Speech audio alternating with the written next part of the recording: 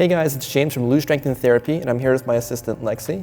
And in this video, we'll be talking about patellar tendonitis along with the causes, signs and symptoms, and exercise recommendations for it.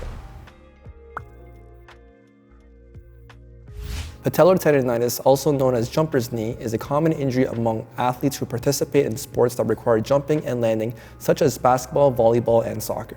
It is also quite common in powerlifters, Olympic weightlifters, and CrossFitters because the amount of squatting that is needed in these sports. Patellar tendonitis is caused by overuse or repetitive stress on the patellar tendon. This could lead to inflammation, pain, and eventually degeneration of the tendon itself. Activities that involve frequent jumping and landing, such as basketball or volleyball, can place a lot of stress on the patellar tendon and increase the risk of developing patellar tendonitis. The most common symptom of patellar tendonitis include pain and tenderness slightly above or below the kneecap, especially when jumping or landing or even squatting.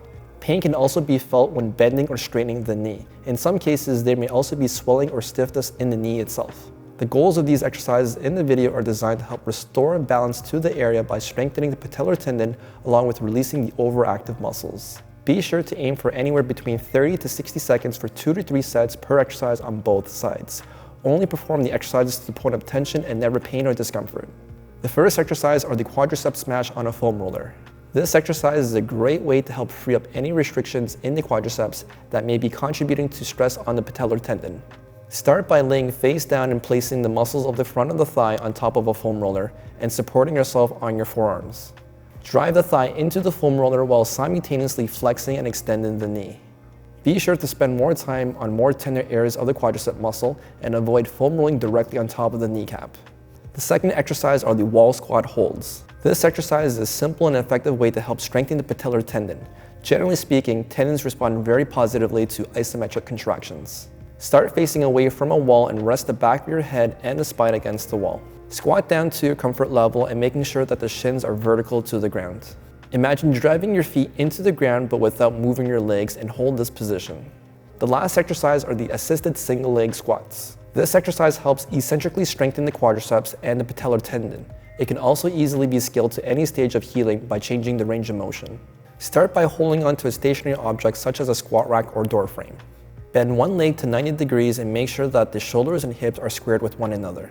Slowly sit back and down while using your hands for support and driving your feet into the ground to stand back up. If you're feeling any sort of discomfort in your knee, simply decrease the range of motion to your comfort level. Be sure to use your hands for support as well.